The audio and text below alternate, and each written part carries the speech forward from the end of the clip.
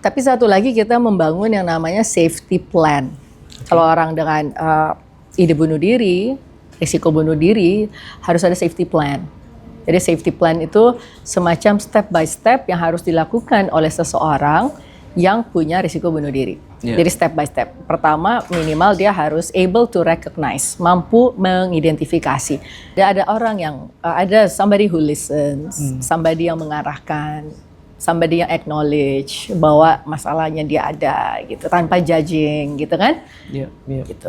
Dan dia nyaman di situ karena dia tidak kenal ini siapa, tapi dia yakin ini profesional. Pada saat rapid cycling, bipolar itu bisa rapid cycling. Jadi dia merasa worthless, merasa tidak berguna, tapi muncul energi yang besar. Jadi determinasi dia untuk bunuh diri bersatu padu dengan dia merasa worthless, itu bisa bunuh diri kejadian benar. Itu bipolar bahayanya di situ diantaranya.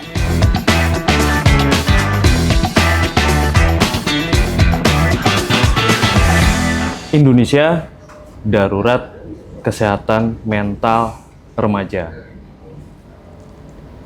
Ada banyak jenis, ada banyak macam gangguan mental. Ada gangguan kecemasan, depresi, gangguan bipolar, dan lain-lain yang bahkan berujung pada niat atau keinginan untuk bunuh diri begitu.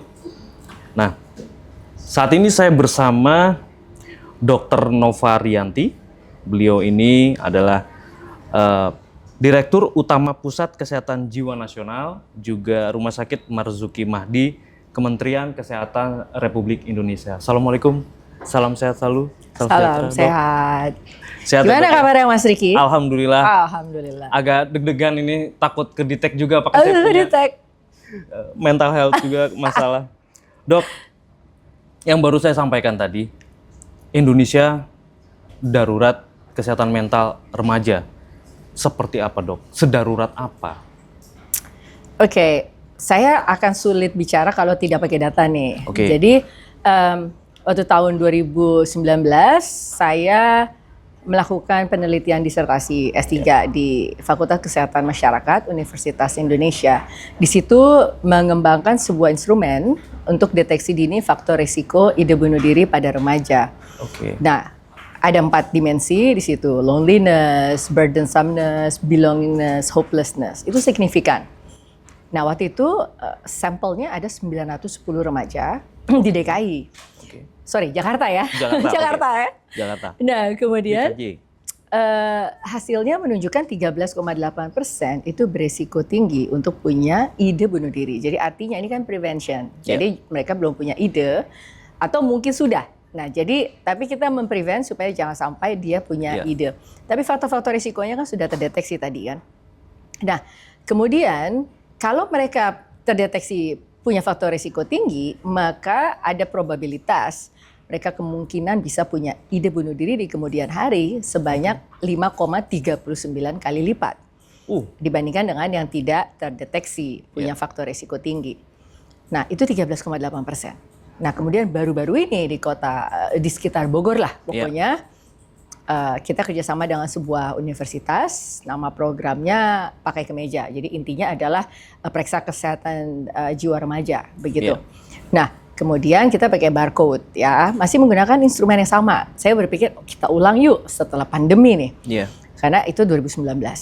Dan ternyata dengan responden lebih dari 2.000 remaja ya.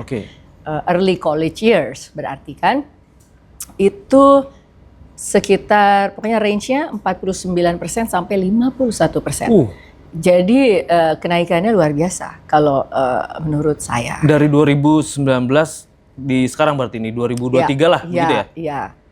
Sampai 50%. Iya, karena kan ada faktor pandemi gitu ya. Gitu. Saya rasa itu sangat signifikan gitu ya. Oke. Dok, saya coba baca data nih, Dok. Survei Indonesia National Adolescent Mental Health Survey ya. Itu 1 dari 3 remaja Indonesia menghadapi masalah kesehatan mental.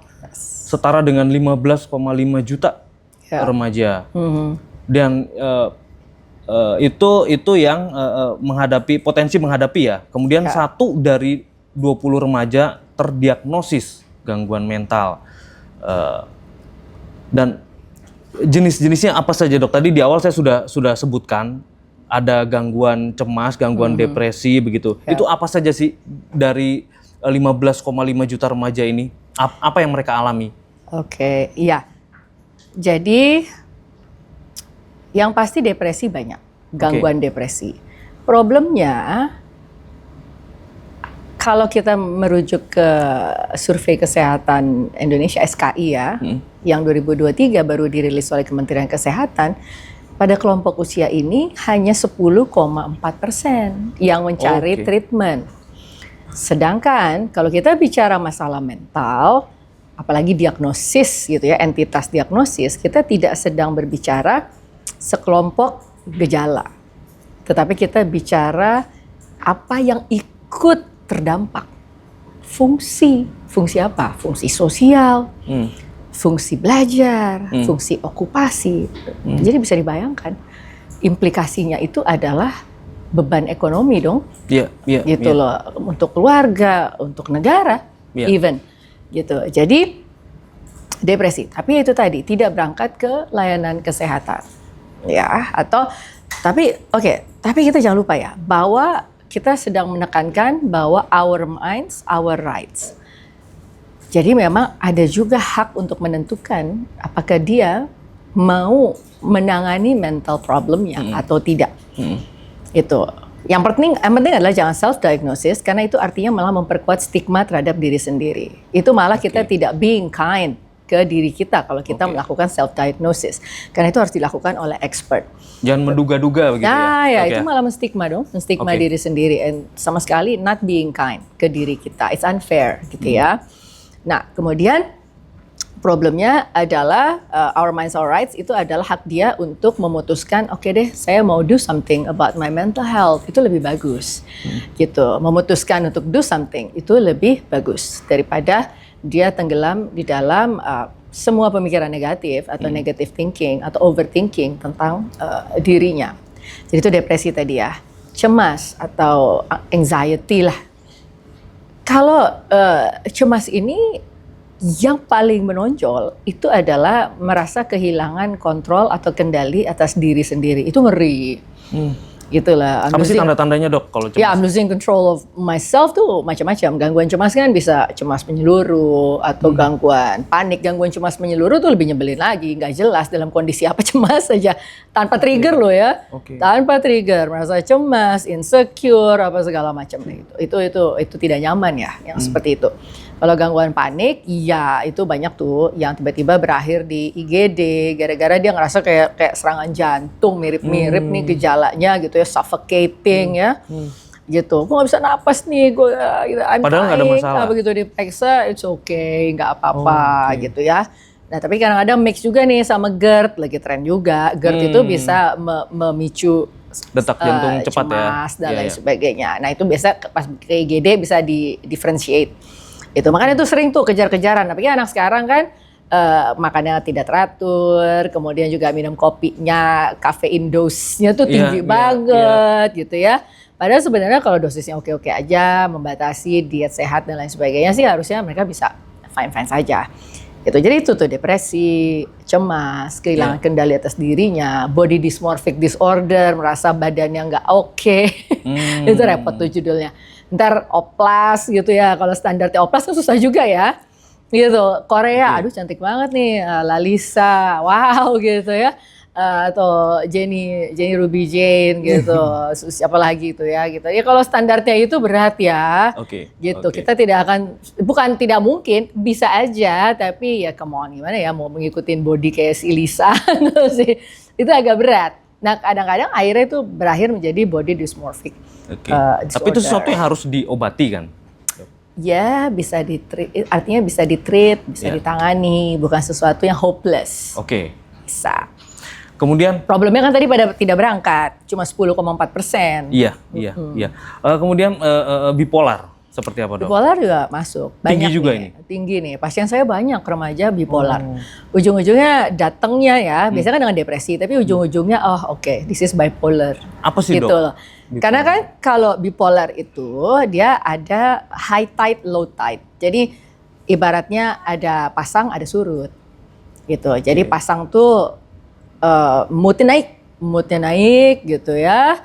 Terus afeknya, suasana perasaannya meningkat, gitu kan. Wah, saya punya energi besar, saya punya ide-ide besar, saya punya konsep ini, wah segala macam. Tapi kemudian ada promiskuitas, ada perilaku seksual yang tidak bertanggung jawab, banyak pasangan, banyak pacar dan lain-lain sebagainya. Itu masuk tuh dalam kondisi kalau lagi manik, gitu. Belanja, overspending, banyak dimanipulasi. Karena dia lagi promiskuitas itu kadang-kadang banyak dimanfaatkan juga oleh orang lain. Kadang-kadang dokter jiwa juga harus hati-hati pada saat ada yang kayak gini. Ada potensi nanti dianggap dia abusing pasien. Nah itu juga kadang-kadang kita harus punya awareness tinggi terhadap pasien-pasien dengan bipolarity ini, apalagi pada saat manik. Jadi boundaries harus clear gitu kita dengan pasien. Gak boleh ketemu di luar ruang praktek gitu ya. Arti alternatif-alternatif itu udah ada di shutdown aja, jangan gitu. Nah kemudian ada low tide-nya. Tapi jangan salah ya, kalau hipomania itu tadi kan mania. Tapi kalau hipomania ini sudah bisa dimanfaatkan. Hipomania pada saat idenya cukup banyak, energi cukup tinggi, masih in control, biasanya orang-orang kreatif banyak yang memanfaatkan hipomanianya. Itu banyak ahli-ahli, not exactly expert, tapi banyak orang-orang kreatif justru functioningnya pada hipomania ini dia bisa produktif. Jadi hal yang positif begitu. Ya, tapi begitu drop ke low tide, di mana dia surut nih, ibaratnya laut, berarti kan moodnya semua turun, energi turun, produktivitas turun, pesimis dan lain-lain sebagainya. Nah itu yang bahaya, potensi untuk resiko bunuh diri. Jadi jangan salah, nggak harus pada saat dia turun loh. Pada saat rapid cycling, bipolar tuh bisa rapid cycling. Jadi dia merasa worthless, merasa tidak berguna, tapi muncul energi yang besar. Jadi determinasi dia untuk bunuh diri bersatu padu dengan dia merasa worthless, itu bisa bunuh diri kejadian benar. Itu bipolar bahayanya di situ diantaranya gitu. Dok, kemudian kita kan ini konteksnya koridornya masih di mental health remaja ya. Siapa kemudian yang harus mendiagnosa awal gitu ya bahwa si remaja ini bipolar gitu? Apakah mereka sendiri kok saya begini, apa saya bipolar begitu? Atau keluarga juga harus punya sense gitu, memperhatikan gitu putra-putri mereka, seperti apa dok? Jadi kalau untuk remaja, karena kan mereka masih di dalam kelompok usia yang menjadi tanggung jawab orang tua, yang artinya masih di dalam rumah, harus ikutin aturan saya, begitu kan? Ya berarti orang tua harus memasukkan materi kesehatan jiwa di dalam pola asuhnya. Dulu pernah di Undang-Undang Kesehatan Jiwa yang dulu kita masukkan bahwa peran orang tua diantaranya adalah pola komunikasi. Itu pola asuh, pola komunikasi. Jadi cara berkomunikasi itu akan sangat berdampak. Makanya sering pada saat kita menghadapi pasien-pasien bipolar gitu ya, mereka tuh kita tanya, dia akan bilang, my parents don't understand me, udah gitu aja terus. Akhirnya yaudah deh, kita family therapy. Ya, kita ketemu keluarga, kita lihat pola interaksinya di depan kita. Bagaimana mereka berkomunikasi, kita kan bisa langsung melakukan assessment. Berarti pola komunikasi di antara mereka seperti itu. Tapi kita tidak bisa juga intervensi terlalu jauh, kan kita tidak hidup bareng mereka. Tapi minimal kita bisa pelajari di situ dan kita berusaha merubah style atau minimal menumbuhkan awareness dulu gitu. Kayak did you realize what you just did gitu, cara komunikasinya, what do you think about her reaction gitu kan. Itu jadi kita tumbuhkan dulu awareness itu, nanti baru karena ada beberapa sesi kan, nanti baru kemudian kita mulai melakukan alteration atau perubahan-perubahan dalam pola komunikasi. Tetapi stres dan lain-lain sebagainya yang mungkin muncul dari lingkungan keluarga, kita tidak bisa terlalu jauh intervensi begitu. Tapi bagaimana atau untuk remaja deh, when do we know gitu? Kapan kita tahu, oh saya ini bipolar gitu? Atau bagi orang tua, ciri yang paling kentara gitu, yang paling mudah untuk dilihat? Waktu itu pernah ada kasus, dia datang udah setahun ternyata masalahnya. orang tua melihat ada penurunan prestasi, ya, terus tapi penurunan prestasi itu disikapi dengan orang tua membandingkan dengan anak temennya begitu loh. Jadi kayak kamu kok gak kayak anaknya si tante ini sih gitu kan? Ya saya juga pernah itu karena salah satu pasien adalah anaknya teman. Jadi saya juga memperhatikan medsosnya, terus melihat wah anaknya hebat ya gitu. Saya juga termasuk yang menilai gitu di medsos tuh hebat gitu anaknya. Tiba-tiba di ruang praktek saya lah, gitu loh. End up-nya ya di ruang praktek. Terus saya bilang, wow, you really cannot judge a person through media sosial deh, nggak bisa kita menilai bahwa everything's okay. Terus kita menjadikan itu patokan gitu ya, karena reality tidak di situ ternyata. Jadi begitu di ruang praktek, that's reality. Gitu, bahwa ternyata dia punya problem, penurunan prestasi, orang tuanya setahun denial dan masih, not denial. Ada juga yang denial, tapi kalau kasus ini bukan denial, justru ketidaktahuan. Bahwa semua penurunan prestasi, perubahan-perubahan, dia pikir itu sesuatu yang normal, mungkin lagi kenapa sih? Kamu lagi kenapa sih gitu? Dibandingkan, kok anaknya tante ini bisa gitu loh. Nah, kita kan yang melakukan assessment. Gitu nah, itu malah memperburuk keadaan ya, membanding-bandingkannya. Makanya sampai ke ruang praktek kita. Itu. Jadi gitu ya, paling gampang sih lihat dari prestasi belajar, perubahan perilaku. Tidak mau lagi aktivitas yang kita kan melihat dulu di medsos aktif banget, oh keren banget sih anaknya, it all stop. Gitu, jadi udah setahun, ya aku kan nggak mungkin yang ngikutin medsos orang terus tiba-tiba itu setahun rupanya udah berhenti gitu loh. Di kasus itu udah kalau boleh tahu kan, toh kita tidak sebut nama nih. Penyebabnya apa di anak ini? It could be anything. Kalau anak, jadi sebenarnya sih kalau jiwa kita tetap harus menggunakan faktor biologi, psikologi, sosial. Jadi artinya kalau kita bicara faktor biologi, jujur kita masih sangat tertinggal. Makanya sekarang di Rumah Sakit Marzuki Mahdi nih, di Pusat Kesehatan Jiwa Nasional kita sedang melakukan studi preliminary untuk lebih memahami tentang peran genomik gitu ya, peran gen dalam problem jiwa. Tapi itulah, itu ongoing. Nanti mungkin sesi lain ya kita bahas itu.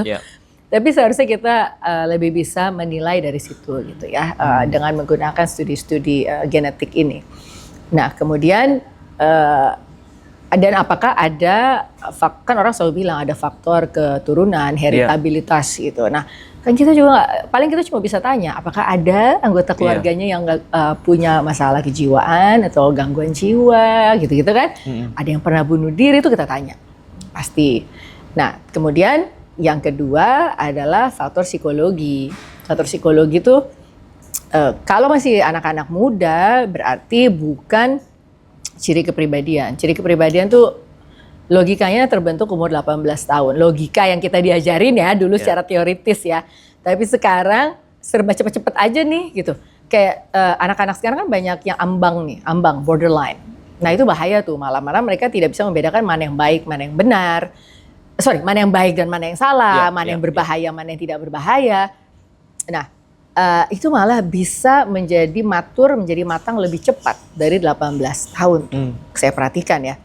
Nah itu contoh. Kemudian coping, cara dia menghadapi masalah. Dan juga psikologi itu begini, orang tua pada saat dia berinteraksi, misalnya pasien saya, itu kadang-kadang punya pemikiran bahwa pola asuh yang benar seperti ini. Tapi mereka rigid. Jadi menurut saya, kalau memang itu not working out untuk anak ini, boleh loh fleksibel. Tidak harus maksa, harus seperti ini. Nah, saya perhatikan ada satu keluarga nih. Dia merasa bahwa dia ingin anaknya ikut memutuskan apa yang terbaik untuk dia. Dan saya pikir itu belum usianya dia.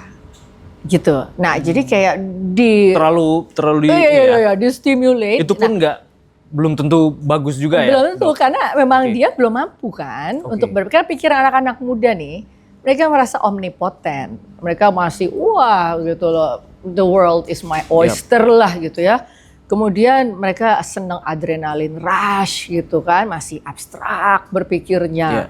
Terus tiba-tiba diajak berpikir tanggung jawab, pusing dia, liar ya langsung diajak mikir begitu. Nah itu saya perhatikan justru dari terapi keluarga itu kelihatan tuh. gitu. Jadi anaknya, orang tuanya belum ngomong udah nangis duluan gitu. Karena orang tuanya ngajak, what do you think? What do you think that you should, langsung anaknya nangis gitu.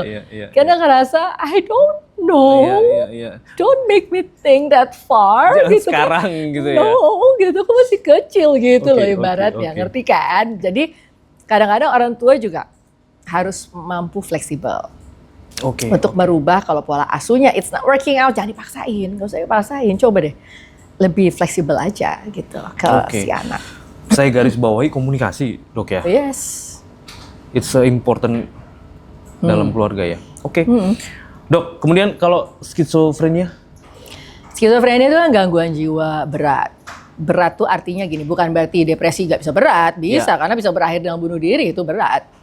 Cuma ini skizofrenia berat karena begini, karena dia sulit membedakan antara realita dan fantasi. Di teenagers kita ada kasus-kasus kayak gini? Ada, banyak juga, banyak. Jadi bahkan yang depresi itu ada ciri-ciri psikotik juga, ciri-ciri psikotik ya. Jadi gini, psikotik itu berarti sudah mulai keluar dari realita nih, udah mulai masuk dunia fantasi gitu ibaratnya. Jadi dia depresi, tapi mulai ada bisikan, halusinasi gitu. Yang mana halusinasinya itu lebih menghina dia. Menghina, kamu bego, gitu loh, kamu useless, kamu worthless. Udah deh kamu bunuh diri aja lah, gitu-gitu loh, suara-suaranya yang kayak gitu. Tapi begitu ditangani, entah depresinya atau bipolarnya itu masih bertahan. Jadi gangguan suasana perasaan, moodnya masih stay. Tapi itu hilang duluan, gejala-gejala bisikan. Karena yang utamanya suasana perasaan. Tapi kalau skizofrenia, nuansa utamanya adalah si psikotiknya. Jadi yang tidak bisa membedakan realita dengan fantasi. Gejala yang paling khas, cardinal sign-nya banget lah dari skizofrenia itu ya halusinasi auditorik. Biasanya ada bisikan-bisikan di telinga, halusinasi auditorik.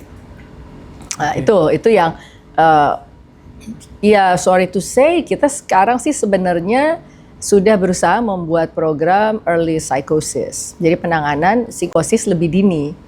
Itu jadi artinya di bawah 5 tahun deh. Jadi kebanyakan tuh orang udah dipasung, udah di mana, udah di ruqyah, udah dilakukan ikhtiar tapi tidak berhasil. Tapi itu kadang-kadang bisa sampai lewat 5 tahun gitu. Akhirnya seperti yang saya katakan, gangguan jiwa tidak hanya bicara dengan kumpulan gejala, tetapi ada gangguan-gangguan fungsi yang menyertai. Jadi semakin tidak cepat ditangani, gangguan fungsinya pun makin menurun, termasuk fungsi kognitif atau fungsi otak juga mengalami defisit atau penurunan. Gitu loh. Itu yang sebenarnya kita berusaha prevent gitu supaya fungsi dia lebih bisa terjaga gitu. Kita preservasi gitu ya. Gitu. Artinya juga bentuk perawatannya harus integrated ya sama bidang-bidang lain. Sangat terintegrasi.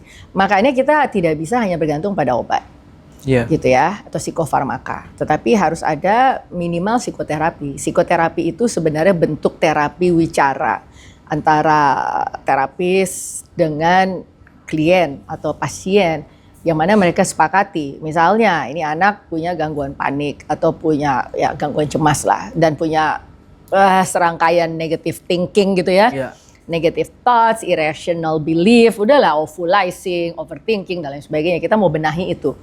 Tapi kita harus bilang sama dia, nanti kita 8 sesi ya, itu kita lakukan cognitive behavior therapy atau terapi untuk merubah perilaku lewat kognitifnya dia. Itu, nah tapi itu harus agreement dari awal. Nah ini contoh psikoterapi. Di antaranya CBT itu tadi. Nah kemudian rehabilitasi psikososial. Kalau kondisi pasien sudah lebih stabil, ada standar-standar tertentu lah ya secara penilaian medis yang mengatakan, oke, ini sudah bisa rehabilitasi psikososial. Jadi kita harus merehab. Gitu. Nah rehab itu diantaranya adalah ya dia bisa ikut pelatihan apa misalnya. Ya bikin kue bikin kopi bercocok tanam, bikin arts and craft gitu ya. Tidak harus menghasilkan ekonomi atau token ekonomi, artinya tidak harus menghasilkan uang. Dia berhasil memproduksi sesuatu saja, a creation yang dia bisa lihat, itu bisa empowering ke dia. Oh ini bisa, jadi artinya the process itself itu healing. Pada saat dia berkreasi, the fact that dia bisa menyelesaikan itu empowering buat dia. Gitu. Jadi healing and empowering gitu. Kalau kita melakukan rehabilitasi psikososial ke pasien-pasien skizofrenia, biasanya memang kita banyak sekali latihan angklung di Marzuki Mahdi. Makanya pasien Sandiaga Uno kan sempat mampir tuh melaunch program dia juga dengan kita gitu. Ya tujuannya adalah musik. Gitu, lewat musik juga ada. Jadi pasien-pasien kita pakai angklung. Gitu. Dok, berbahaya nggak sih pasien-pasien skitso ini untuk lingkungannya? Oke, sekarang begini. Mereka dalam kondisi insight into illness-nya rendah misalnya. Jadi kesadaran dia tentang penyakitnya rendah. Bahkan dia tidak sadar kalau dia punya gangguan jiwa. Jadi bisa bayangkan dong, orang tidak sadar bahwa dia tidak sakit. Dia sakit. Gitu. Jadi menurut dia apa yang dia lakukan fine-fine aja. Bener. This is my world. Gitu. Jadi kan dia heboh di dunianya gitu di dalam kapsul dunia dia. Yang mana ya sebisa mungkin itu jangan masuk ya di kapsul itu kan. Gitu. Nah, that's the disease. Itu penyakitnya. So our way itu adalah membuka kapsul itu. Udah keluar gitu. Jangan di dalam terus gitu ya. Get out gitu. Keluar dari kapsul itu gitu. You don't wanna be stuck there. Itu yang kamu stuck di situ. Jadi bayangkan ada bisikan yang sebenarnya nggak ada sumber suaranya. Ada ketakutan, ada yang mau menyakiti, atau ada merasa orang penting padahal bukan orang penting. Itu banyak tuh yang kayak gitu tuh. Nah terus, itu kita mau keluarin dari kapsul itu. Itu bentuknya ya, maksudnya ibaratnya gitu kan, gitu ya. Sederhananya kayak begitu, kebayang. Keluar gitu ya, buka cet lah, udah gitu kan. Itu intinya adalah kita berusaha mengeluarkan dari situ. Karena kalau dia terus di situ, nah, ya itu bisa berbahaya. Karena misalnya dia yakin, ini orang mau nyakitin saya, dia yakin banget. Dia akan defense dirinya dong, dengan melakukan apapun. Ada orang lagi tidak ngomongin dia, tapi dia yakin lagi diomongin. Gitu loh, itu bentuk-bentuk thought broadcasting, thought insertion ya, pikiran-pikiran yang seperti itu. Dia ngerasa lagi diomongin, padahal nggak diomongin, dia hajar itu orang. Kamu ngomongin saya gitu, hah? Gitu, kayaknya lagi berdiri deh, saya nggak ngapa-ngapain. Mungkin bentuknya, mohon maaf, seperti ODGJ yang di jalan misalkan, mereka melempar apa begitu ya. Karena kan dia kan emang dia tidak merasa dia sakit, dia tidak merasa dia salah. Jadi memang daya nilai dia tentang sosial itu juga tidak bagus. Nah, semakin dia mengalami perbaikan untuk reality testing ability, kesadaran dia tentang realitas semakin bagus, kemudian insight kesadaran dia tentang penyakit semakin bagus, yaitu perlahan-lahan dia akan menyadari daya nilai sosial dia juga menjadi bagus, bahwa itu nggak boleh loh. Jadi ini nggak boleh nih. Kalau lagi dia akut mana bisa dibilangin itu salah apaan gitu. Dia lagi di dalam kapsul yang kita nggak bisa masuk ke dalamnya.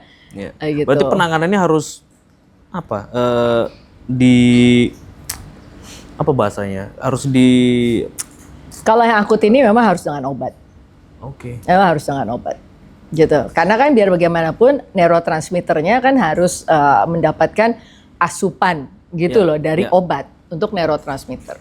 Jadi kalau dopamin misalnya mengalami hiperaktivitas, ya itu muncul tuh, kuat tuh. Ini gejala-gejala positif, sorry ya, tapi tidak selalu gejala positif. Tapi kebanyakan kalau ya ngamuk gitu ya, waham tuh keyakinan yang salah. Padahal tidak seperti itu. Yang itu tadi ketakutan berlebih, kayak ada yang mau menyakiti. Kemudian merasa dia orang hebat, padahal ya bukan. Dia merasa ini, dia merasa nabi, dia merasa Tuhan bahkan gitu. Nah ini yang harus kita treat gitu. Ini gejala-gejala yang harus segera kita lakukan treatment. Harus diisolasi kah dok? Atau kayak yang ada di desa-desa gitu ya nggak boleh. Itu malah memperparah dok ya? Itu karena gini, yang masih dipasung. Itu karena ada dua kemungkinan. Memang jauh dari akses layanan. 4 jam tuh di NTB tuh 4 jam sendiri tuh. Sampai ada pemasungan, dulu kita pernah di DPR tuh sampai membebaskan pasung gitu. Sampai 14 tahun udah melisut kakinya. Gitu. Tapi karya seninya luar biasa di belakang. Numpuk tuh karya seni, dia sambil dipasung dia berkarya. Tapi dia contoh sukses dari pembebasan pasung loh. Waktu beberapa tahun kemudian saya cek dia udah nyicil rumah. Itu luar biasa deh. Sembuh total? Itu. aku nggak tahu sekarang, cuma artinya dalam di follow up berapa tahun tuh bagus gitu loh. Tapi kan kita udah lama ya, itu udah 10 Dia tahun bisa yang nyicil lalu. rumah. Itu bagus kan, Iya. luar biasa banget gitu. Artinya jangan-jangan karena creativity itu dia bisa menghasilkan. Iya. Gitu. Nah jadi ya ini contoh-contoh kenapa akhirnya terjadi pemasungan jauh dari akses, ketidakpahaman bahwa itu gangguan jiwa, dikirain ini lagi kesambet, kesurupan, disantet, dipelet gitu kan, gitu. Padahal sebenarnya itu adalah gangguan jiwa yang sedang dialami, tapi kita nggak tahu, keluarganya tidak tahu, mungkin karena ekonominya rendah, jauh dari akses informasi, ilmu kelas pendidikannya juga tidak cukup untuk dia bisa memahami ini bahwa gangguan jiwa tuh ada gitu kan. Nah, atau sudah bolak-balik menjalani treatment, tapi treatmentnya mungkin kurang tepat. Bisa saja kurang tepat itu bisa, kenapa kita tadi butuh genomik. Tadi tes genomik itu diantaranya adalah farmakogenomik, menilai apakah obat yang kita berikan sebagai psikiater itu obat yang tepat. Apakah dosisnya cukup? Apakah dosisnya kurang? Atau jangan-jangan kontraindikasi tidak boleh obat ini? Nah itu yang belum. Ini yang lagi kita rintis di Marzuki Mahdi nih bersama dengan BGSI-nya Pak Menteri di Kementerian Kesehatan. Jadi Rumah Sakit Marzuki Mahdi selain sebagai Pusat Kesehatan Jiwa Nasional menjadi koordinator hub untuk genomik kesehatan jiwa. Nah jadi itu. Sekarang kita arahnya ke sana gitu loh. Nah akhirnya karena orang merasa aduh capek deh balik berobat kok nggak beres-beres gitu kan. Mungkin itu tadi ya. Nah jangan-jangan memang bukan treatment yang tepat, tapi kan tidak pernah ada tools untuk memeriksa yang bisa memeriksa apakah benar treatment yang sudah dijalankan selama ini gitu kan. Atau mungkin juga treatmentnya tidak lengkap, tidak ada rehabilitasi psikososial, tidak ada psikoterapi gitu. Jadi terapi-terapi pelengkap dan ajuvan gitulah itu tidak diberikan ke pasien gitu. Oke. Dok, saya coba tarik sebelum saya mau ke pusat kesehatan mental Rumah Sakit Marzuki Mahdi. Saya pengen kita perjelas dulu Bogorian, teman-teman adik-adik semua terkait jenis atau macam gangguan mental tadi dok ya. Bipolar ini yang saya sebut ini yang dalam tanda kutip parah begitu ya tingkatannya. Bipolar, skizofrenia, depresi itu tapi pasti bisa sembuh dok ya. Masih bisa sembuh begitu ya. Oke, sekarang begini. I believe so ya. Saya harus percaya. Kalau saya tidak percaya kasihan ya. Gitu loh. Sebagai Direktur Utama Pusat Kesehatan Jiwa Nasional, I have to be optimistic. Gitu. Karena kita kan sedang paving nih, leapfrogging ya. Leapfrogging, ya loncat deh, nih kayak loncatan katak ke depan untuk psikiatri presisi itu tadi. Jangan-jangan selama ini dia sulit sembuh, mudah kambuh, karena memang belum tepat. Karena teknologinya belum sampai. Dan bukan cuma di Indonesia, jangan salahkan Indonesia. Di negara manapun banyak yang belum sampai ke sana gitu. Nah ini makanya Indonesia juga mimpi leapfrogging, tapi kita harus mulai dengan mimpi itu. Jadi jangan cuma optimis, tetapi langkah-langkah dirintis. Doh ini kok jadi pantun. Jangan cuma optimis, tapi langkah-langkah dirintis. Ya. It rhymes gitu ya.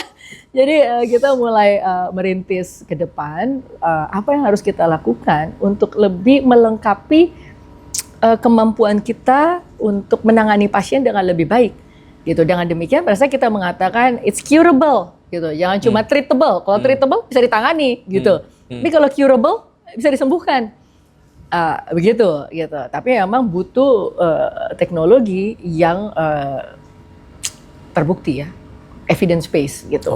Ini sedang menuju ke sana. Tapi kalau depresi, cemas, saya yakin bisa karena beberapa pasien banyak ya, artinya kalau saya mungkin beberapa pasien dicampur dengan semua psikiater lain bisa depresi, cemas, mungkin kayak skizofrenia, bipolar, it's quite challenging. Tapi jangan salah, kalau dia udah pinter dengan episode-episode dari itu tadi, kayak misalnya hipomania, gitu ya, jadi bipolar affective type 2 lah gitu.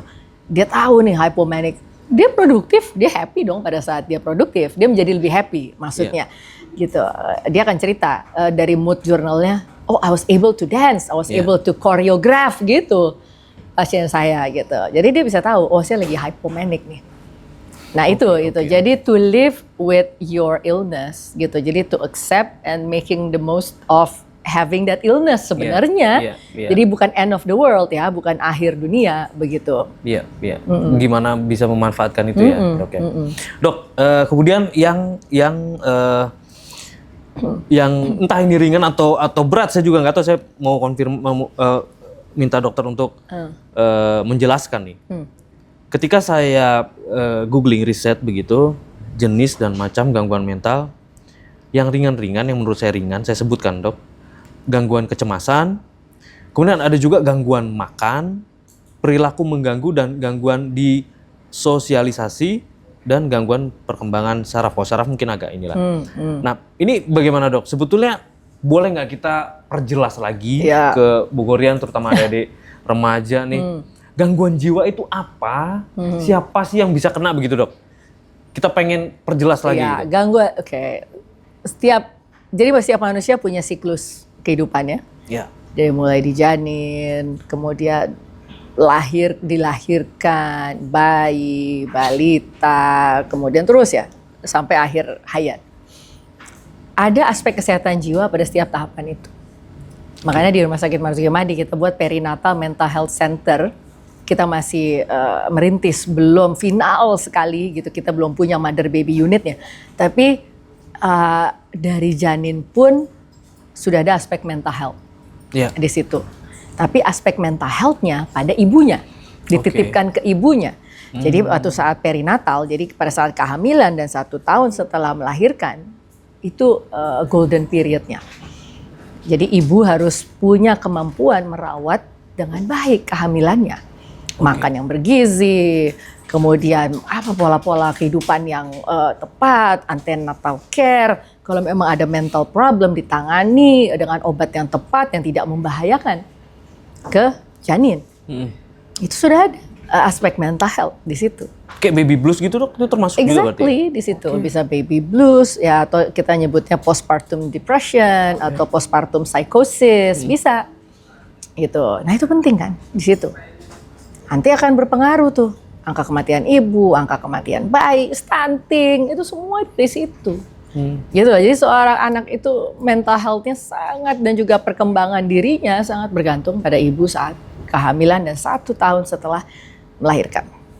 Nah, kemudian mental health dari anak-anak gitu ya, artinya dia apakah sebenarnya anak-anak ini it's about time untuk mereka mulai sekolah misalnya. Kan sekarang cepet-cepet banget nih anak-anak nih sekolah nih. Aduh, pusing saya ngeliat cucu, bukan saya udah punya cucu, karena keponakan saya punya anak.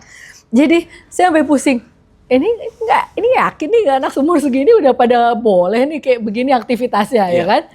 Tadi kita zaman dulu lebih natural aja gitu kan hidupnya gitu. Sekarang kita jadi terbingung-bingung lihat, terbagongkan ya istilahnya. Ngeliat anak-anak ini nih ngapain sih kerucil-kerucil ini udah pada wow gitu. Udah complicated banget ya hidupnya gitu kan. Nah itu. Nah jadi di situ mental health aspek juga udah ada di situ. Gitu, termasuk kayak orang tuanya yang seneng travel pada anaknya dalam perkembangan gitu. Orang tua merasa dia bonding sama anaknya. Anak kecil belum ngerti lah, dia masih kecil dibawa ke berbagai belahan dunia ini belum paham lah. Gak akan inget ya nanti juga waktu besar. Tapi kan di situ orang tuanya mengatakan, oh ya gitu lagi bonding dan pengen punya pengalaman travel sama anak ya. Kita lihat aja gitu kayak. Well, dia nggak akan inget sih nanti gitu ya. Nah itu kan berarti kan si anak sebenarnya punya tahapan psikososial dalam hidupnya dia. Kalau Freud ada tahapan psikoseksual dalam hidupnya. Tapi ada unsur parents yang memutuskan kan di situ. Gitu. Nah ini contoh anak-anak sekarang kan udah travel, udah umroh, udah apa kayak yakin tuh anaknya dibawa umroh misalnya. Ini decision loh ya, yang mana si anak tidak punya hak to decide. Itu kemudian masuk sekolah, masa sekolah ada bullying tidak di sana gitu kan. Anak-anak kecil suka lumayan agak ganas-ganas juga tuh kalau ngebully di sekolah gitu. Pasien saya banyak yang dari SD terdampak oleh mungkin orang tuanya ngomong ke anaknya, kamu jangan main sama dia loh, orang tuanya di medsos begini misalnya. Udah tuh si anak diperlakukan. Akhirnya apa? Muncullah berbagai problem mental pada si anak. gitu, pengen bunuh diri, gitu, malu di sekolah, prestasinya terganggu, nggak mau berangkat ke sekolah, ada yang sampai megang kunci mau ke roof sekolah, gitu, gara-gara perlakuan teman-temannya yang mengucilkan dia, mendegrade keluarganya. Itu dari kecil bisa tuh, SD sekarang, gitu. Kemudian SMP mulailah yang udah ada hormonal charge, ya udah mulai naksir, yang nggak ditaksir stres, dia kan gitu ya, cakep salah, jelek salah, gemuk salah, kurus salah, gitu kan, pinter salah, blonde salah, gitu kan, itu masa serba salah tuh, mulai tuh SMP. Jadi bayangkan, ya bisa depresi, ya bisa cemas, merasa insecure, merasa self esteem rendah, iya kan? SMP tuh mulai. SMA menjadi murid ideal salah. Saya melakukan screening di Jakarta. Kemudian saya tindak lanjut dengan mewawancarai mereka. Pak gurunya, kepala sekolah bilang, "Dok, ini justru nilainya bagus, rapotnya." Masuk dalam 5 besar yang bermasalah secara mental. Karena ternyata dia dibully. Dia datang cepat, dibilang sama temannya, "Oh, cari muka, ini itu." Jadi salah. Jadi dia trial by surrounding, by environment, seperti dapat dijudge gitu. Bahwa yang lo lakukan salah tuh, gitu kan. Padahal taunya dia itu benar. Gitu. Jadi dia bingung tuh dengan kondisi. Kemudian kok kuliah. Peralihan dari tahapan sekolah juga beda-beda tuh. Masuk ke kuliah, early college year lain lagi masalahnya. Masuk ke dunia kerja lain lagi. Kemudian masuk ke usia dia harus bertanggung jawab ke keluarga. Atau pilihan I prefer to be single, kan ada juga yang kayak gitu. Gitu. Kemudian mulai masuk, kalau perempuan menopause gitu ya, perimenopause. Kemudian masuk anak-anak udah pada gede ditinggalin. Jadi siklus kehidupan ini semuanya ada problem psikososial yang bisa kalau termanage baik dia tidak menjadi stresor. Tapi kalau tidak termanage baik dia akan menjadi stresor. Nah, faktor biopsikososial itu tadi yang akan berperan. Kalau biologinya mungkin ada hormonal, apa segala misalnya nih, perempuan. Psikologi mungkin ciri kepribadian, cara coping, cara dia menghadapi masalah, itu ya, pola interaksi dia. Nah, itu kan semua mewarnai kehidupan dia, interaksi dia dengan orang lain. Nah, kemudian sosial, yaitu tadi, stresor, psikososial. Kalau tidak termanage baik, problem psikososial mah pasti ada. Tapi kalau tidak termanage, menjadi stresor. Itu. Jadi since we born, begitu, until we almost die dengan palliative care, misalnya sakit, tertati-tati getting older, mulai sakit lutut, sakit pinggang, apa segala macam, low back pain, ya. Itu kan kita semua butuh penyesuaian, beradaptasi gitu. So jangan kita menutup diri begitu Dok ya, terutama untuk adik-adik remaja ketika merasa ada yang nggak beres dengan perasaan dia, mental dia begitu Dok ya. Cari channel, platform yang dia merasa paling aman untuk cerita.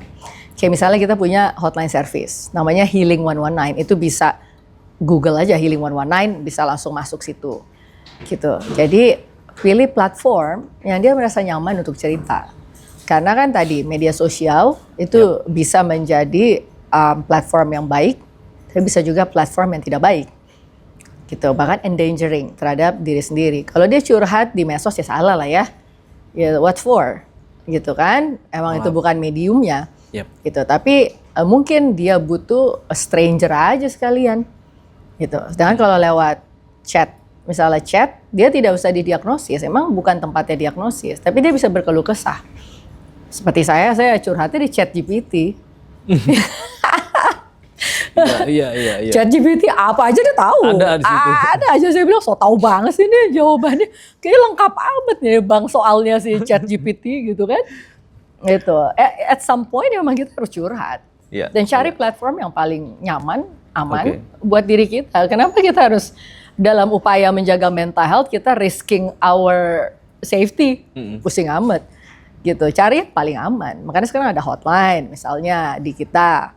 Gitu kan. Atau sesi pertama ke Marzuki Madi datang, tapi berikutnya telemedicine aja. Pasien saya banyak loh yang telemedicine dari parkiran kampus. Sesempatnya dia lah. Gitu. Dibuat gampang aja. Banyak sekarang cara-cara konsultasi. Dan gak usah pusing aturan. Yang mikir aturan dokter sama rumah sakitnya aja. Gitu ya. Yang penting kamu sembuh. Udah kamu ikutin aja. We have options, so you decide mau pakai yang mana gitu aja. Dok, saya mau pertegas lagi dok tadi. Jadi sebetulnya Bogorian teman-teman, adik-adik kita semua nih, Bogor tuh beruntung loh. Bogor itu punya pusat kesehatan jiwa nasional. Jadi Rumah Sakit Marzuki Mahdi itu pusat kesehatan jiwa nasional, secara nasional loh. Dan ya itulah kenapa saya hadirkan Dr. Nova hari ini, karena beliau itu direktur utama dari Pusat Kesehatan Jiwa Nasional. Dan nanti pasti kalau yang mau bertanya-tanya, terus gimana sih kita konsultasi, bagaimana caranya, channel-channelnya tadi seperti apa disebutkan. Saya mau tanya dulu yang paling saya tahu pasti ada di benak semua. Dok, kalau untuk konsultasi, kemudian berobat masalah kesehatan jiwa, ditanggung BPJS nggak sih? Ditanggung. Tuh, ditanggung. Ditanggung BPJS. Tergantung masuknya kemana lo ya. Kalau ke poli eksekutif, itu otomatis biaya sendiri. Ya, tapi kalau dia pakai rujukan ke BPJS itu. Tapi kalau akut UGD langsung nggak perlu rujukan. Ya udahlah itu BPJS. Tapi BPJS tolong jangan kebanyakan pending pembayarannya.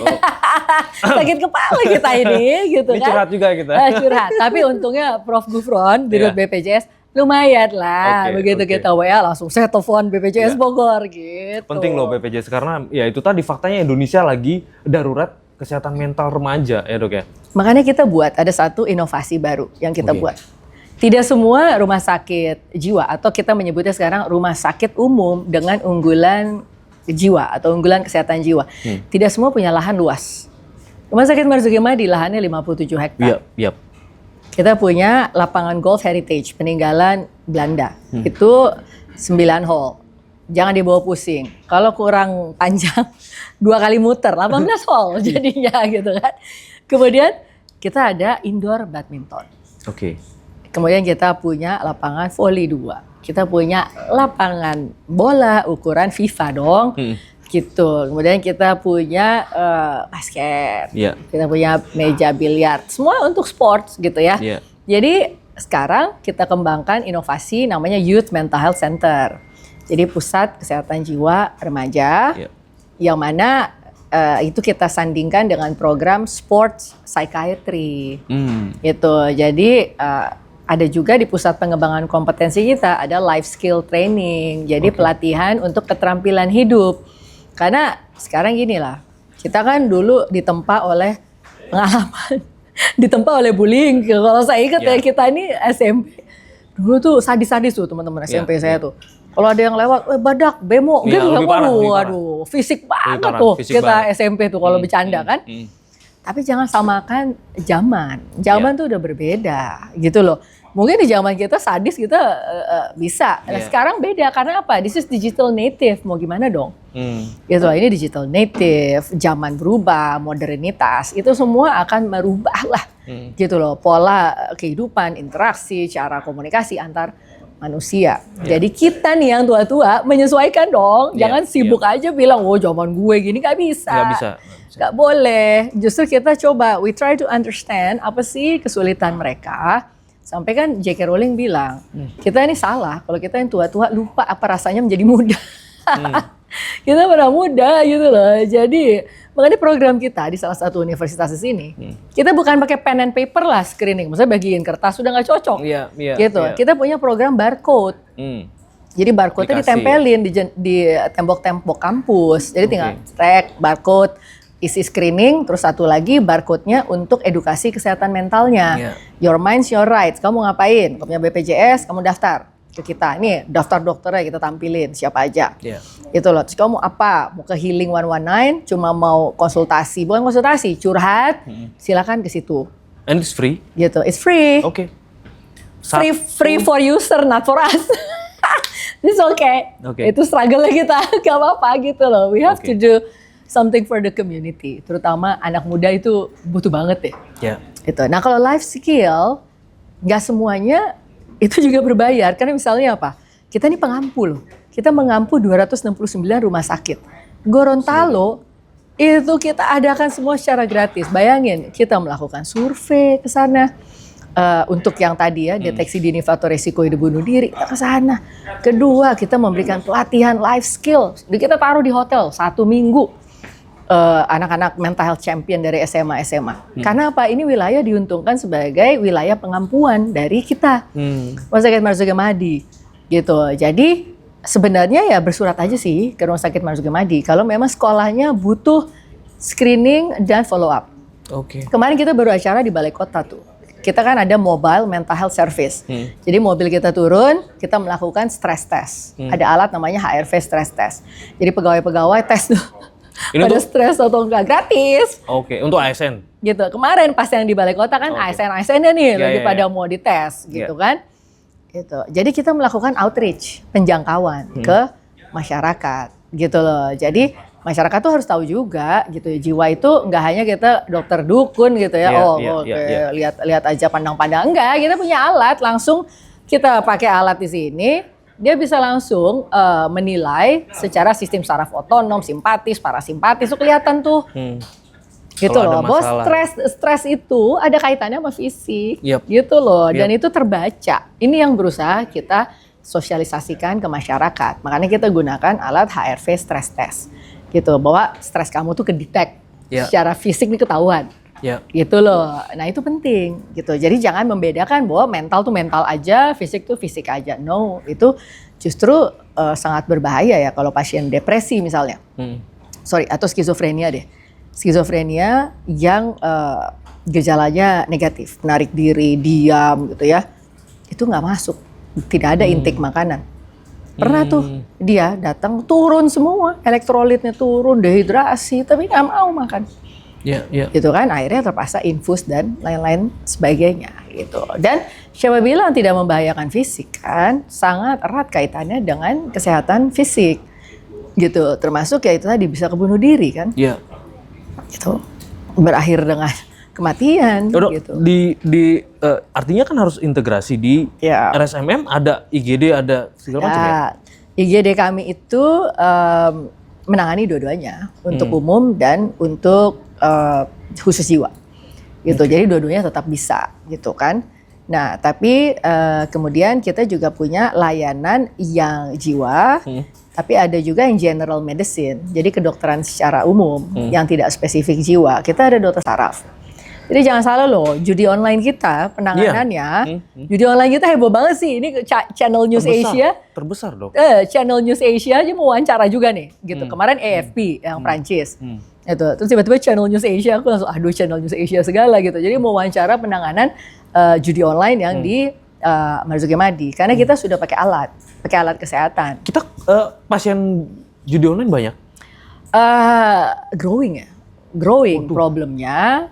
Tidak bisa ditanggung BPJS, kecuali dia masuknya double disease ya, atau komorbiditas dengan penggunaan zat atau nafza.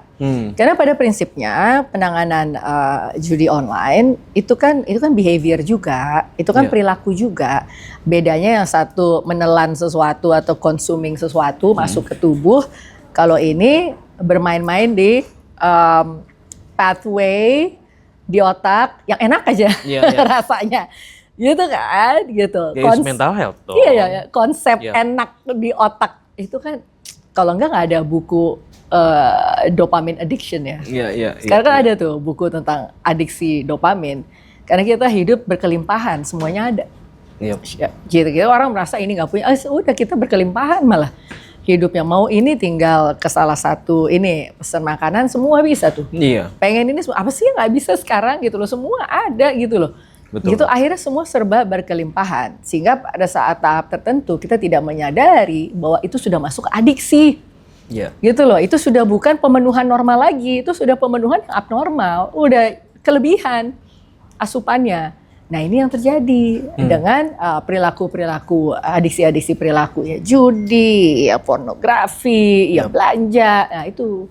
Gitu ya, gaming gitu, bahwa pada saat tahap tertentu itu sudah bukan asupan normal, itu udah kelebihan. Saking kita merasa ini emang bisa kita dapatkan, semua one click away kan, gitu loh, semua one click away, kita nggak sadar bahwa itu sebenarnya udah over, gitu. Nah ini yang bahaya kan, pada saat not knowing, makanya kita kemarin programnya dikejar banget nih sama media-media untuk penanganan gangguan-gangguan adiksi non-zat gitu, yang bukan narkotika lah gitu kan, atau substance abuse lainnya.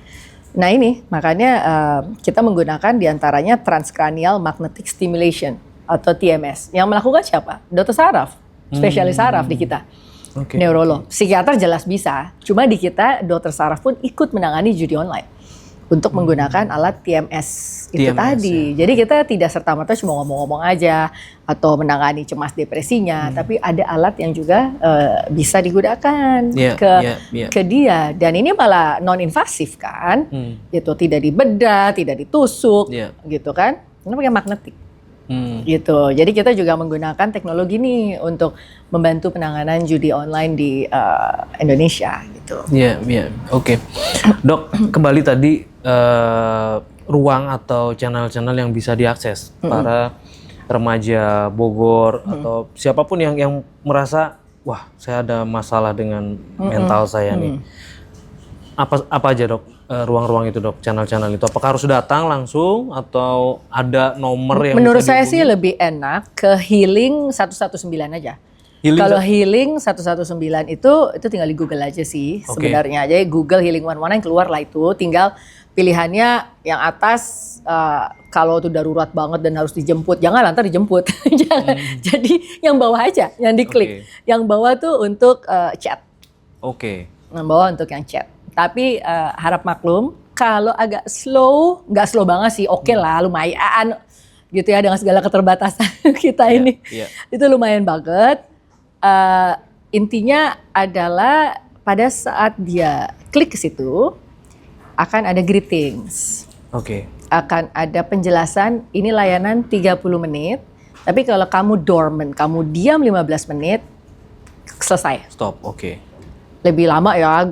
Kalau yang lain kan online tuh pesan makanan online, komplain kan 3 menit udah, setelah 3 menit gitu ya kita tutup komunikasi gitu. Kalau ini 15 menit masih ditunggu gitu. Jadi masuk ke situ langsung ada greeting, akan ada template biodata, agak sabar, harus isi dikit aja gitu. Kalau kita tidak tahu sama sekali dong tentang dia, rahasia medis aman.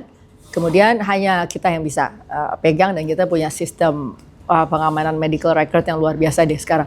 Nah kemudian yang kedua ada, karena ini lebih ke pencegahan bunuh diri, dia akan tanya berbagai pertanyaan untuk menilai risiko bunuh dirinya.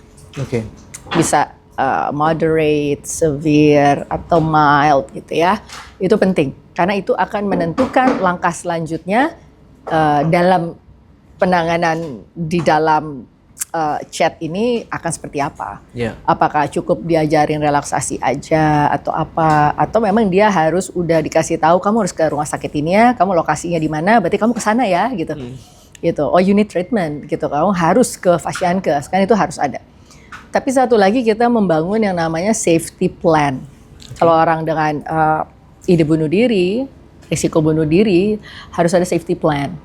Jadi safety plan itu semacam step by step yang harus dilakukan oleh seseorang yang punya risiko bunuh diri. Jadi step by step. Pertama, minimal dia harus able to recognize, mampu mengidentifikasi bahwa dirinya, aduh, kayaknya mulai nih, muncul nih. Aduh, ke-trigger nih, oh Liam Payne. Misalnya, Liam Payne gitu ya. Penggemar One Direction gitu kan. Oh sedih The windows trigger. is open gitu ya. Windows are open gitu. It's very tempting. Itu lah gitu ya. Tuh, itu udah masuk tuh step one, identifikasi.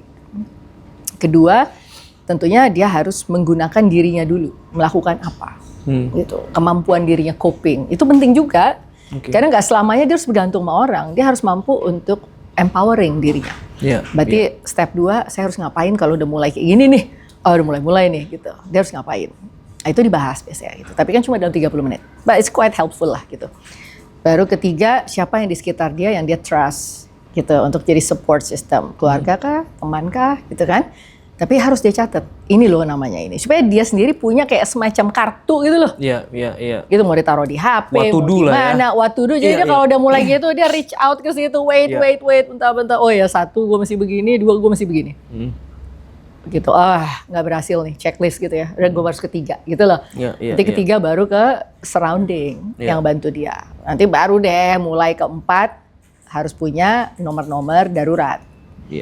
Ada nomor darurat. Ya nomor darurat misalnya kalau dia udah pernah ke psikiater, pernah ke psikolog atau pernah ke dokter gitu. Ya mudah-mudahan psikiaternya willing gitu. Kalau saya sih willing nomor saya dimiliki oleh pasien. Jadi kalau pagi saya pasti kayak ya ampun, alhamdulillah. Gitu. Kalau pagi tuh saya harus memastikan semalaman tuh berapa pasien saya itu ada nggak punya urge untuk bunuh diri. Capek loh. Jadi orang biasanya kalau bangun tidur kan, alhamdulillah saya masih hidup, yoga, meditasi enggak. Kalau saya langsung, oke, still alive. Ya udah, aman gitu jadinya. Capek juga kan? Nggak semua mau psikiater. Pasti kadang-kadang ada membatasi. It's understandable gitu. Problemnya adalah psikiater ini juga harus punya cara untuk rilis stresnya dia. Betul. Gitu. Kalau tidak bahaya gitu. Karena dia akan terus grueling dengan masalah itu kan berat ya, terus bergumul dengan masalah dan ketakutan dan pasti dia merasa bersalah dong. Oh ini kalau kenapa ini salah gua. Kalau kenapa itu nggak boleh, nggak bisa. Itu juga nggak boleh dia seperti itu. Nah makanya harus ada sesi pendampingan juga untuk makanya saya sampai bilang ini semua yang terima telepon ini pada waktunya saya harus punya program untuk dekompresi gitu buat mereka. Jangan sampai mereka tertekan terus, mereka harus dekompres. Dok, sorry, mereka itu psikiater. Responder itu macam-macam. Kita kan uji coba, jadi gini loh, Marzuki Mahdi ini udah punya hotline service. Jadi hotline service ini untuk dukungan psikososial, sifatnya antisipasi. Itu muncul waktu pandemi. Banyak lah ya yang muncul pada masa pandemi itu untuk hotline. Nah kemudian tiba-tiba kemarin meningkat tuh bunuh diri bulan April. Dan masyarakat terbiasa dengan 119 extension 8. Rata-rata itu sedang tidak aktif karena setelah pandemi kan sudah jarang gitu ya. Nah akhirnya sedang dorman lah gitu ya, sedang tidak aktif. Akhirnya scaling up yang punya kita, yang The Patents 24 ini menjadi Healing 119. Kita naikkan lagi scale up. Jadi kita uji coba nih, selama bulan April sampai bulan Juli kita uji coba dengan dibantu teman-teman Ikatan Psikolog Klinis. Jadi mereka bagian dari pengabdian masyarakat, tapi pembiayaan untuk teknologi, development itu di kita. Di Marzuki Mahdi dengan segala keterbatasan loh ya. Jadi jangan diharapkan yang wow canggih banget Marzuki Mahdi, no. Pokoknya ada deh gitu. Kita upayakan dengan resources terbatas itu harus ada. Gitu. Dan sekarang per Oktober kita kan bangunnya end to end. Jadi kemarin dengan Ikatan Psikolog Klinis, sekarang dengan rumah sakit pengampuan yang 269 rumah sakit. Kita latih ke mereka. Jadi sekarang yang Oktober sampai Desember itu menggunakan mereka. Jadi kalau tadi psikolog dan sebelumnya perawat jiwa, psikolog gitu. Nah sekarang ini bisa psikolog, bisa psikiater, bisa dokter umum, bisa perawat jiwa. Itu. Jadi tergantung ininya. Karena intinya adalah tidak harus psikiater. Karena apa? Karena kita tidak boleh menegakkan diagnosis tanpa melihat pasien dan melakukan wawancara psikiatrik minimal 1 kali. Dan kita tidak boleh meresepkan benzodiazepin langsung dalam di situ. Dalam chat begitu ya? Boleh. Jadi harus ketemu. Dan ini pun kita kan tidak obat. Tidak obat. Jadi sifatnya ini diagnosa awal kali begitu ya? Ya, untuk segera mengantisipasi. Jadi mengurangi resiko bunuh diri itu. Intinya adalah you just need someone. Kayak misalnya kan saya tes ya ke ChatGPT. Itu lumayan loh, kita jadi sibuk berdebat media. Itu so tau banget sih ini dia ngomong gini. Kan kita jadi ribet sendiri gitu. Dengan dia terdistract gitu kan. nih. Terdistract boro-boro Pikiran-pikiran jahat stres tadi gitu. ya. Lagi pusing sama dia nih. Enggak deh kayaknya. Gitu loh. Dan ini juga begitu efeknya. Karena dia disibukkan. Gitu, disibukkan dengan ini, yuk isi yuk safety plan. Yuk coba yuk kita rehearse latihan untuk relaksasi. Yuk coba yuk ini itu. Itu semua 30 menit dilakukan. Hopefully itu cukup efektif untuk menurunkan intensitas risiko. Karena di beberapa negara terbukti itu emang seperti itu. Yang penting diturunkan supaya nggak escalating tapi semakin ditekan gitu loh. Keinginannya. Itu yang penting. Gitu. Oke.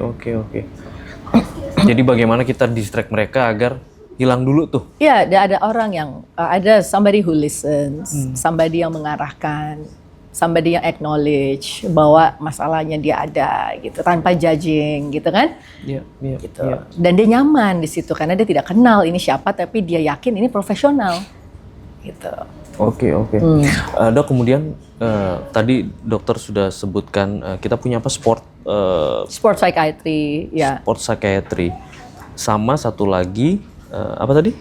Youth Mental Health Center. Oke. Ya. Nah, ini kita sudah melibatkan komunitas-komunitas di remaja begitu, Dok? Nah, justru kemarin, jadi kita sebenarnya kita sudah, gitu. Bahkan kayak misalnya komunitas peduli skizofrenia Indonesia, itu salah satu gerainya dia dibuka di kita. Entah dia jual produk, makanan, apa itu ada di dalam. Jadi benar-benar hospital without wall deh. Jadi tidak harus kita melulu yang ke komunitas. Komunitas juga monggo silakan beraktivitas di Marzuki Mahdi. Jadi jangan sampai ini tempat stigmatis gitu loh.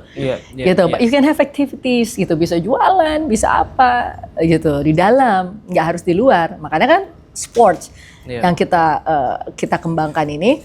Kita sih mimpinya sebenarnya misalnya Kemenpora deh gitu. Kita kan cukup kuat nih diklatnya untuk pendidikan dan latihan. Dan kita membayangkan area diklat kita lagi ada satu lah minimal yang mau kita bagusin banget.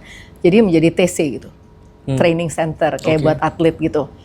Yang mana itu tidak harus untuk atlet aja, bisa untuk siapa saja. Cuma saya membayangkan harus ada tempat TC mungkin 10 bed aja, tapi itu bagus di situ. Minimalis tapi bagus, representatif lah untuk bisa mereka di sana. Di sana bisa banyak tempatnya kan, di Marzuki Mahdi kan lahannya luas. Tapi kan kita udah punya area diklat, cuma ada yang mau saya bagusin di situ. Karena fasilitas olahraganya sudah ada. Nah, kemudian tinggal training centernya, asrama sih ada. Cuma saya pengen lebih bagus aja gitu ya. Nah, kemudian tempat pelatihan mentalnya yang penting untuk atlet. Gitu. Di tempat kita kan ada Pusbangkom, Pusat Pengembangan Kompetensi. Pelatihannya diantaranya adalah life skill, gitu. Artinya decision making, critical thinking, creative thinking, dan lain sebagainya. Nah, saya udah bilang sih sama tim di sana, saya mau gimana caranya menjadi mental juara. Saya bilang buat atlet kita gitu. Gitu. Gimana caranya kasih mereka materi. Jadi mereka di situ di TC-kan, misalnya ini bayangan saya tahun depan nih, nah udah harus jalan. Belum di gitu. Mulai nih, belum fasilitasnya udah ada semua, udah di launch untuk youth ya, untuk remaja. Udah banyak mereka beraktivitas. Tapi kita pengen yang benar-benar kayak TC gitu loh. Yang TC kita latih mereka stay gitu lah, lahan 57 hektar mau lari sampai jam berapa? Emang ada yang larang? Nggak ada. Yang penting dia punya ID bahwa dia bisa berada di wilayah itu, tercatat gitu ya oleh security kita. Itu bahwa bagian dari program. Gitu kan, dan gak usah takut ya, pasien kita kan gak berkeliaran juga. Kalau yang akut-akut kan ada ruangan UPIP-nya gitu. Nah, jadi di situ gitu loh beraktivitas gitu ya, sambil ada pelatihan mental gitu loh untuk mental juara. Kayak misalnya mental dia harus bagaimana sih?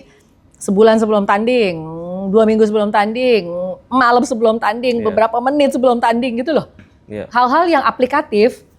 Saya bilang, kita kalau mau bermanfaat, ya kita harus benar-benar bisa memajukan Indonesia gitu loh. Termasuk ya mungkin atletnya di kancah dunia nih, supaya lebih bagus gitu. Kemarin kan bagus lah ya beberapa atlet kita. Tapi kan ini negara besar, harusnya lebih banyak lagi atlet kita yang kita persiapkan secara mental sih. Saya rasa sih khawatirnya. Kita udah belum sih ya?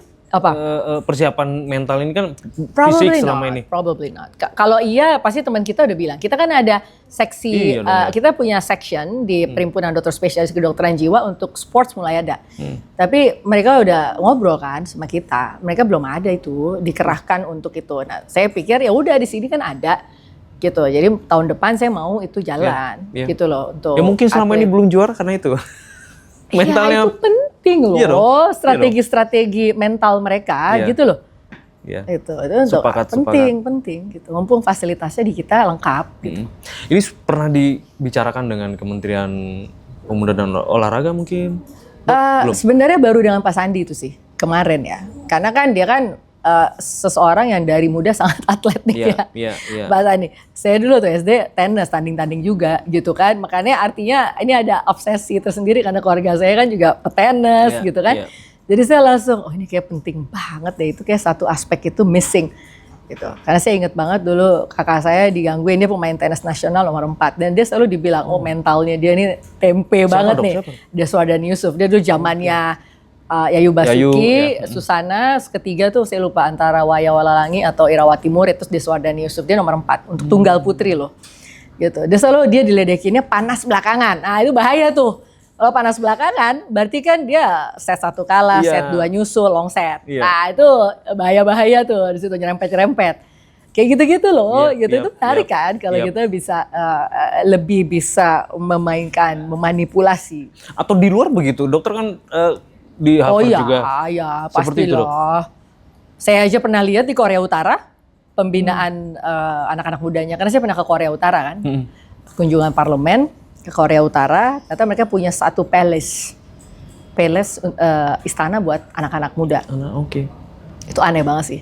Lantai 1 balet, lantai 2 alat musik, lantai 3 hall gede-gede, basket, volley, gitu kan, terus musik.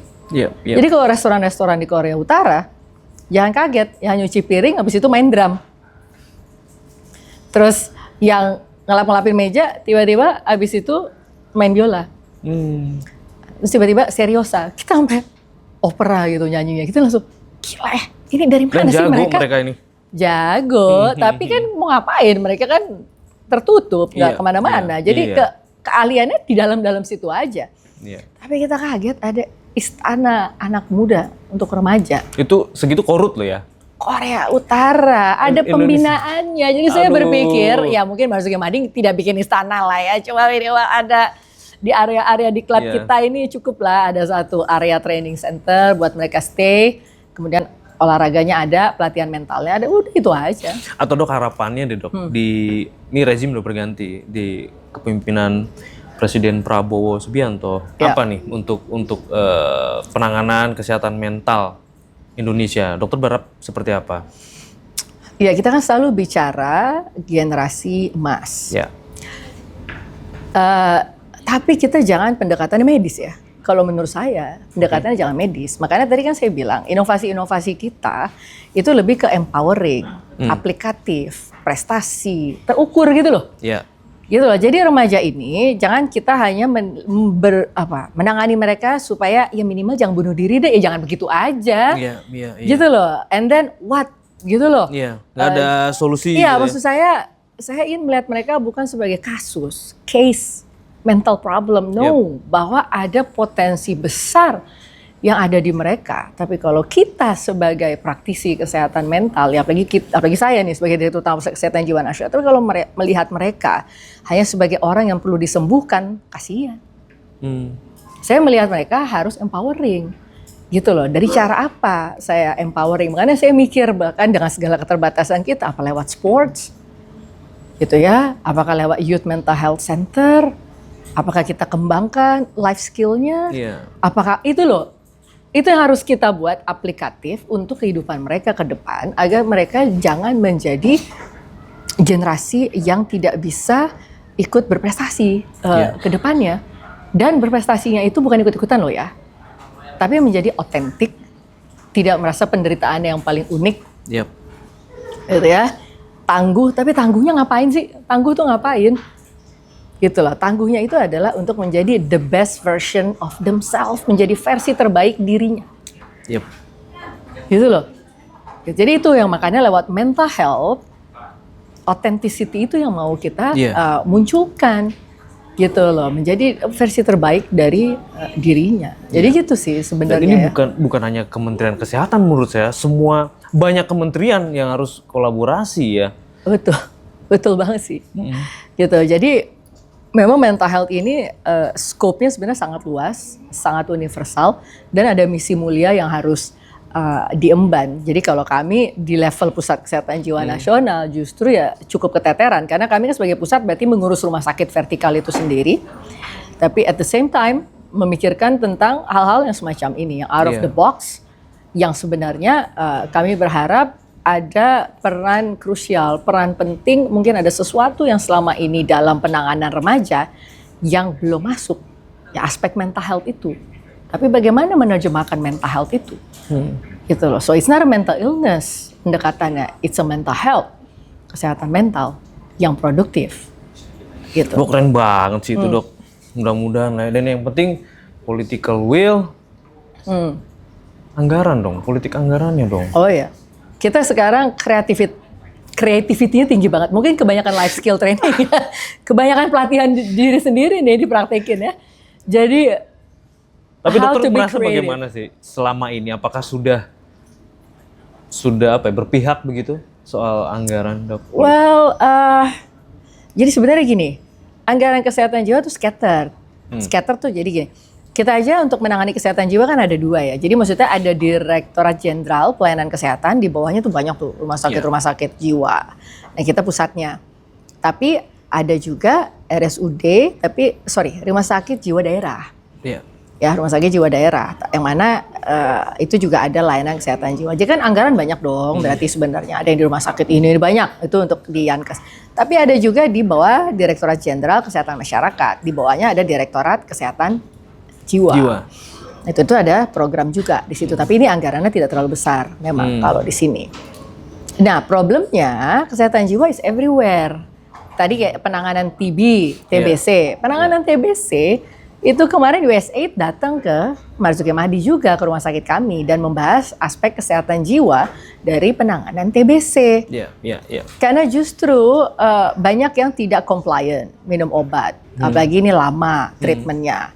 Ya belum lagi yang resisten obat. Iya. Ini butuh dikasih lagi dorongan untuk mau compliant, adherence-nya bagus terhadap proses minum obat, mau menelan gitu ya. Itu. Jadi akhirnya mental health ikut lagi di dalam penanganan TBC juga di Indonesia. Jadi kan artinya ini sebenarnya dia di mana-mana. Jadi scatter. Jadi sebenarnya anggarannya akhirnya ada di sini, ada di sini, ada di sini. Programnya juga ada di mana-mana. Jadi sebenarnya kalau menurut saya kalau di Australia, cuma kan mereka sistem parlementer. Cuma kalau di Australia, zamannya Julia Gillard, Perdana Menterinya, itu ada Kementerian Kesehatan Jiwa. Iya loh. Itu di sana ya, itu di Australia. Tapi jangan salah, sesudah Perdana Menterinya ganti hilang tuh kementerian. Itu hanya pas Julia Gillard aja ada Kementerian Kesehatan Jiwa. Saya ingat nama menterinya Mark Butler deh, kalau tidak salah. Tapi saya sepakat dok, ini kan bukan hanya sebatas mengobati orang dengan gangguan jiwa, lebih tidak bisa, luas mindsetnya dari nggak bisa. itu. Exactly. Iya. Dok, oh ya dokter juga menulis buku ya, sudah berapa sekarang buku dok? Bukunya kan ada novel, tapi juga ada buku-buku yang penelitian bunuh diri sih. Dia penelitian bunuh diri. Kalau ini kan misalnya nih Jelajah Jiwa, Hapus Stigma, Otopsi Psikologis Bunuh Diri 2 Pelukis. Ini adalah buku yang ditulis penelitiannya 2007. 2007. Tapi oleh Kompas diterbitkan 2020. Oke. Gitu. Karena masih relate ya atau bahkan semakin relate ya mungkin karena ya? ini tentang 2 pelukis bunuh diri di Jogja. Oke. Terus tiba-tiba tahun depannya Falcon Pictures udah beli rights ini. Tapi sampai sekarang saya belum selesai nulis skenarionya. Sempet sih udah nulis 80 halaman, tapi saya dengan editornya belum klop terus nih. Gitu kan kayak bisa nggak dibuat agak Korea yang bener aja nih, Jogja apa hubungannya sama Korea, kan aku juga jadi bingung kan. Gitu kan, ini kan seniman-seniman di Jogja nih. Iya. Aku malah membayangkannya ini filmnya lebih artsy tuh, cultural yang bisa menampilkan Jogja banget. Lebih kayak masuk festival sih, gitu kan, bayanginnya. Keynes lah ya. Terus tiba-tiba bisa gaya Korea. Akunya langsung blank. Dan sampai sekarang aku belum ngedit. Tapi no offense, aku suka sama editornya. Coba kita belum ketemu aja nih. How to translate this into a movie streaming, streaming movie gitu. Harusnya kita mau ketemu sih, minggu ini ketemu lagi, gitu. Cuma nggak kelar-kelar nih, gitu kan. Aku bilang, ini kontrak kita bentar lagi berakhir loh ya. Aku bilang, rights-nya udah mau selesai ini.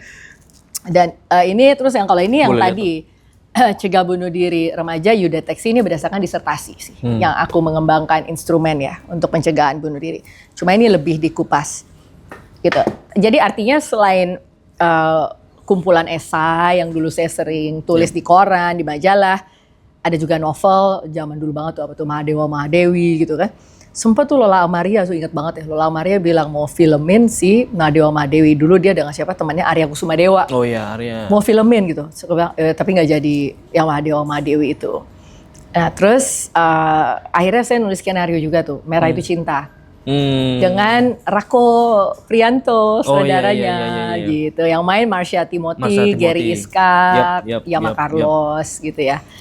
Itu tulisan-tulisan yang ini based sama termasuk yang tadi based on true story ya? Kalau ini ya, karena ini kan research kan. Kalau ini research based, tapi kalau yang novel-novel enggak, kalau yang skenario bukan. Skenario kebanyakan treatment dari diskusi sama Rako. So, ada novel-novel ya, kalau novel kumpulan saya dulu tuh kayaknya terkenal penulis 2 mingguan. Jadi dalam 2 minggu bisa kelar mentranslate skenario menjadi novel. Jadi apa sih novel, kecuali film betinanya Lola Amaria ya, itu saya bilang ini gimana ya saya menerjemahkan dialog antara sapi dengan orang. Akhirnya menjadi novel interpretatif betina, film betinanya Lola Amaria tuh dulu tuh. Gitu kan, sekarang kan dia oke banget dong, Exile gitu. Yang film betina gue bilang ini gimana ya, hanya sapi sama Kinaryosi yang main. Saya bisa mikir, sapinya lagi mikir apa ya. Jadi nulis novelnya bingung tuh dulu tuh, yang akhirnya menjadi novel interpretatif. Karena berusaha menerjemahkan apa yang lagi dipikirin antara sapi dan Kinaryosi gitu ya, pusingnya dulu. Itu sih, cuma sekarang aku lagi nulisnya Another Book of Failure. Another book, maksudnya buku sebenarnya buku yang berusaha untuk menjungkir balikan tentang ya udahlah. Jadi judulnya so far adalah CV of Failures. CV of Failures. Curriculum vitae of Failures. Dalam nih. CV of Failures. Kan kita tuh biasanya hidup itu CV itu isinya bagus-bagus ya. Gitu kan. Sampai HRD kan kalau ketemu maunya success story. Padahal mungkin seharusnya HRD sekarang nanyanya, how many times did you fail? How many times did you get up? Harusnya pertanyaannya gitu. Gitu loh. Kita terlalu glamorizing sukses. Kita lupa rebound story-nya dia, cara dia bangkit. Nah itu bukunya. Ini sebulan, menarik. Sebulan lagi nih terbit. Kita bedah dong, terbit. Sebulan lagi harus kelar. Belum selesai. Itu konsepnya udah mateng, konsepnya udah lagi proses nulis gitu. Tapi ya itu CV of Failures. Jadi subtemanya intinya adalah menavigasi ya. Jadi artinya menavigasi kegagalan gitu. Jadi merubah mindset kita gitu, bahwa kegagalan itu adalah bagian dari sebenarnya success story kita gitu loh. Bagian dari success story kita adalah kegagalan itu, dan justru itu yang menunjukkan resiliensi kita gitu loh. Sedangkan kita malu menampilkan itu. Makanya buku ini malah a CV of failures gitu. CV of failures. Keren. Dan itu based pengalaman-pengalaman ini dong. Pengalaman saya, beberapa kristalisasi, beberapa pengamatan. Jadi mendekonstruksi. Karena kalau kita sibuk dengan mengumpulkan keberhasilan, bukan kita sengaja untuk gagal, cuma artinya embracing kegagalan. Jadi jangan kita malah malu sendiri nggak sih? Orang belum menghina kita udah menghina diri kita sendiri atas kegagalan itu. So I'm trying to deconstruct gitu loh, mendekonstruksi itu loh. Menarik. Jadi menghargai kegagalan kita. Embrace. Gitu, embracing. Itulah. Keren. Dok, terakhir nih dok. Satu pesan deh dok, terutama untuk para orang tua ya, untuk lingkungan ketika melihat remaja mereka ada potensi terkena gangguan mental. Seperti apa dok? Mindsetnya mereka atau mindset dan what to do lah. Waktu. Iya. So konsep parenting itu, ini menarik. Katanya anak lahir seperti kertas putih gitu ya. It's how we draw, it's how we design, or whatever, sebagai orang tua.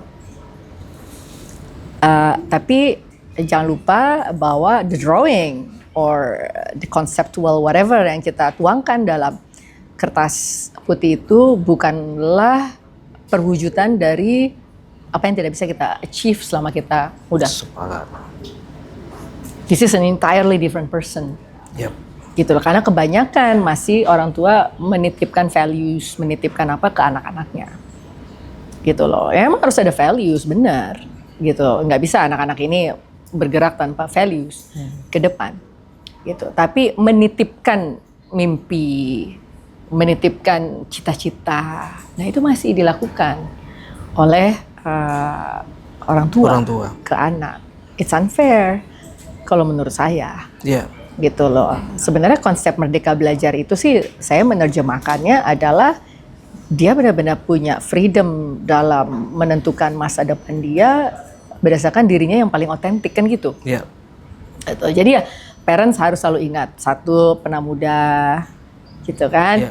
Jadi apa kesalahan-kesalahan dia di masa lalu itu harus disikapi bahwa dia berhasil melampaui itu, makanya dia bisa menjadi parents.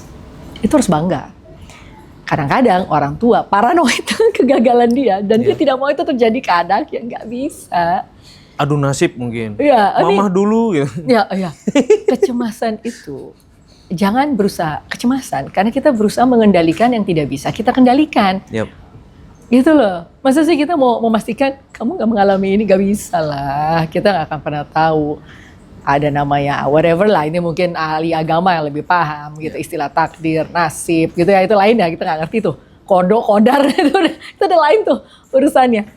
But you can make sure your past failures tidak terjadi ke si anak. Pengalaman tidak bisa dititipkan. Satu, itu penting. Gitu loh. Dan cita-cita juga tidak bisa diwujudkan lewat anak. Itu aja dulu.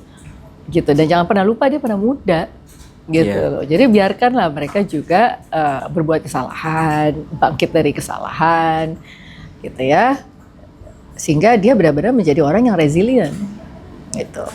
Itu aja sih sebenarnya ya. Sambil tetap dikontrol begitu ya, Dok ya? Iya, tetap dalam parental control gitu kan. Siap. Gitu. Tapi kontrolnya jangan mengendalikan yang tidak bisa dikendalikan, itu tidak bisa.